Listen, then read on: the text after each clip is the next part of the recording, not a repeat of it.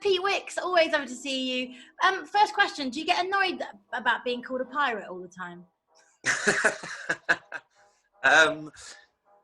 No, do you know what? I don't really. It's quite a funny story how it all started. I actually had a lazy eye when I was a kid. And I had to wear a patch when I was about 4 or 5. So my mum started calling me a pirate.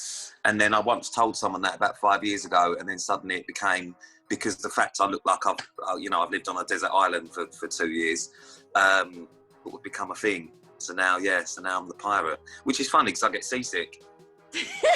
You're a rubbish pirate then. I'm a land pirate. I never knew that story. Do you think many people know the story? Probably not. No one really asked. They just assume it's because I look like a Johnny Depp. Last time we spoke, it was about love and chat up lines and, going on Celebs Go Dating. And now you're doing something else. But this is a bit more of a serious kind of side to it as well, isn't it? Well, listen, when I was asked to do this, I jumped at it because I think it's such an interesting thing to do based on the fact that I've got a fair bit of dating experience. Not all of it's great, let's be honest. In a good position to kind of help other people learn from my own mistakes. So working with Mike's has been great. And 2/3 of Brits in the UK overthink dating, which I couldn't believe, genuinely. I'm not that bad at dating. What I'm bad at is relationships.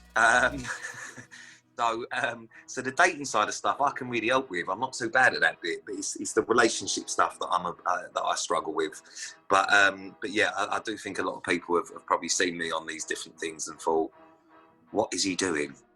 But that's why I can give the advice. I've made enough of my own mistakes. But do you watch it back and go, what was I doing?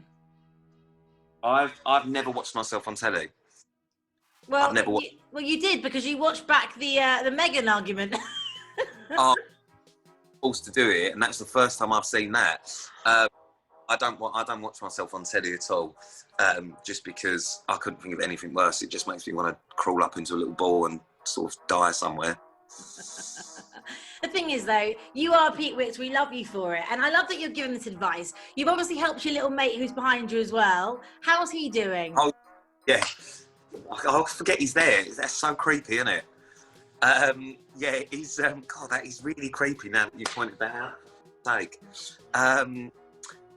Yeah, do you know what? He's had a tough time recently, but he's doing all right. It bounces back. He always does.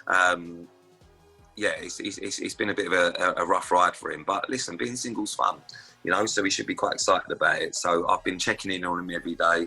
Generally send him a little message in the morning, and then he gives me a little phone call and tells me how he is and all that, which has been a nightmare because it means I've had to speak to him more than I normally have to.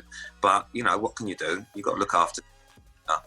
He always says that you're his best friend. Come on. It is reciprocated, isn't it? We've got a love-hate relationship. He loves me and I hate him. That's generally how it works. Now, do you know what? He's like the brother I never wanted. As much as I take out of him because I think he needs toughening up sometimes, if anyone else did, then I would have something to say about it. He is like a little brother. So all this is helping you give him advice as well, because I'm sure he's overthinking, and so that's actually perfect timing, really. Exactly. I tend to be the one that people go to for advice, and I don't know why. I honestly don't. But giving the advice, I've got that in the bag.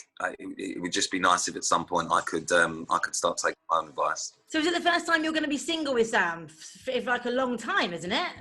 Yeah, for a long time. Obviously, when we first sort of met and became mates, we were both doing Celebs Go Dating. So we've had a bit of experience wingmanning each other. He's sort of the perfect wingman, really, because whatever he does makes me look better. So, so I'm quite looking forward to taking him out. Yeah, but the thing is, though, I mean, you're going to fight over women. This is the problem. Do you like the same kind of type? Absolutely not. I don't really have a type, and I think Sam sort of takes what he can get. So I think we'll be all right. What is your ideal scenario out of interest? What would you like? What position would you like to be? Would you like to be single with someone like Sam and just hang out together, watch TV, or would you like those date nights? Do you know what? This is something that I've learned this year, is that especially being over 30, you get to a point where you start overthinking what you should be doing.